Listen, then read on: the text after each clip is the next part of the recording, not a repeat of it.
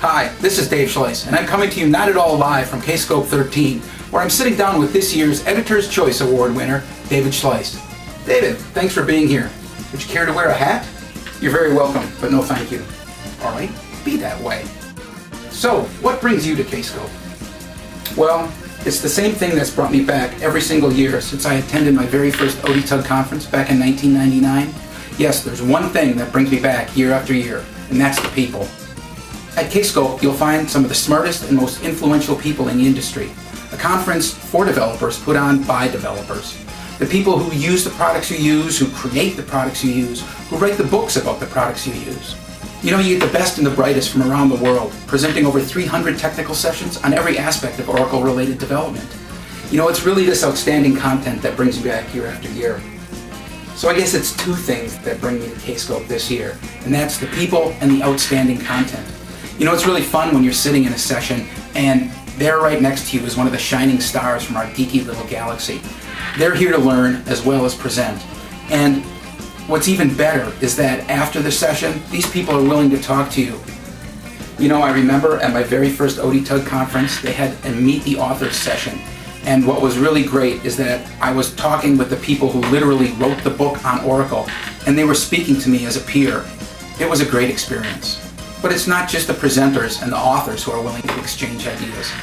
Kscope is crawling with smart IT professionals who face the same challenges that you face and may have solved them in ways that you may never thought of. Yeah, if there's one thing that brings me to Kscope every year, it's these networking opportunities. Okay, so I guess it's three. The three things that bring me to Kscope are the people, the outstanding content, and these exceptional networking opportunities. Oh, and the food, that's terrific. Thank you. Thank you very much. I see here that this isn't the first time you've won the Editor's Choice Award. And in fact, back in 2006, your paper, Polish Up Your Web Applications with Ajax, took the prize. That's a clever title. In fact, I see here that these cheeky little titles seem to be your trademark, so to speak. What's this one? Kicking the Asp Out of Designer? Really? What, you don't like that one? See, what I did was build a framework that used data from the designer repository to build Visual Basic classes that I then used with Active Server pages. Active Server pages? Dating ourselves a bit, aren't we? Let's see, what else do we have here? PHP-I for an Oracle guy. Java Server Faces, not just another framework in the crowd. Oh, what's this one? XX rated? Come on now! Okay, so actually the second half of that title was XPath, XQuery, and XML schemas explained. So it's explained without the E, so it's explained. Get it? Yes, I get it. So what cutesy little title do you have for us this year? Well, the title is What? You're Still Not Using Groovy? And as I explained at the beginning of the paper... Aha! Aha what? Aha, you said that the subject of your paper is groovy. Yeah, groovy, it's a aha! Again, aha?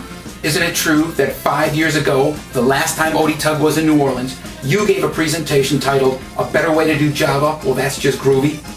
Well, yeah, but as I explained it, so this award-winning paper of yours is really nothing more than a stale beignet plucked from the putrid gutters of Bourbon Street, piled high with fresh powdered sugar, and perched on a pretty polished plate.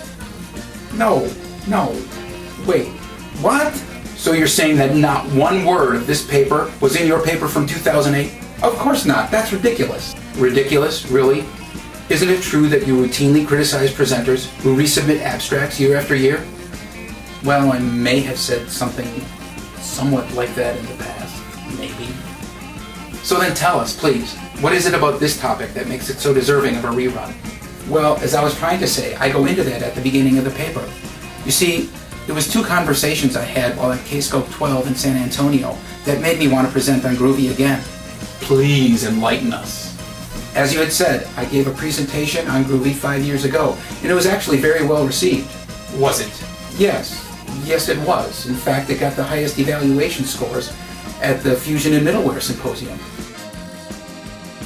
Anyhow, I struck up a conversation with somebody I remember as attending that session and showing a lot of interest in Groovy. And And I asked him if he was using Groovy at his workplace, and he explained that, as happens too many times when you come home from a conference with great ideas, the daily activities that you need to do to get your job done get in the way of doing anything new. So then he said, remind me what's so great about using Groovy. And I told him, I said, there's one thing that makes Groovy so great to use, and it's just so easy. You can just write your code and run it. You don't have to set up any of the scaffolding that's required to do Java programming.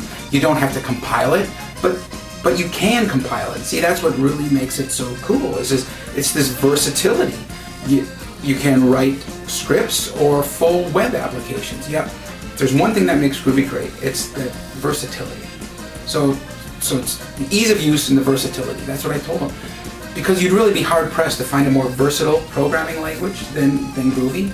Because, the same language that does scripting, you can use to write full-scale Java applications. And because it can run Java, because it is Java, you have access to the incredible array of Java libraries out there. And that's what makes Groovy so great, is this power. So that was it. That was it. I told him there's 3 things that make Groovy great to use, and that it's ease of use, its incredible versatility, and the power.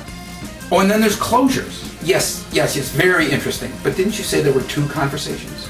Yeah, the second conversation took place at the welcome event. And I was wandering around just saying howdy to all the people I met over the years, and I saw Joe Altman, so I went over to talk to him. And if you don't know Joe is a regular presenter on S-based topics, but I had met him playing Werewolf, and I don't recall ever having a technical conversation with him up to that point, simply because I did not think our worlds overlapped in any way. Anyhow, I wandered up to Joe and was waiting for him to finish his conversation, and I heard him say something like, blah, blah, blah, Groovy, blah, blah, blah. Well, the time for waiting was over. I had to interrupt, and I said, Joe, did you say Groovy, as in the programming language Groovy? And it turns out that what had happened is Joe had read an article that was published of mine. It was published in the ODTUG Technical Journal, and it was on Grails. Now, wait, let me guess. The title had something to do with the Holy Grail. Well, yeah, I think it was something like Discovered the Holy Grail of Web Application Development. And of course you found a way to bring Monty Python into it.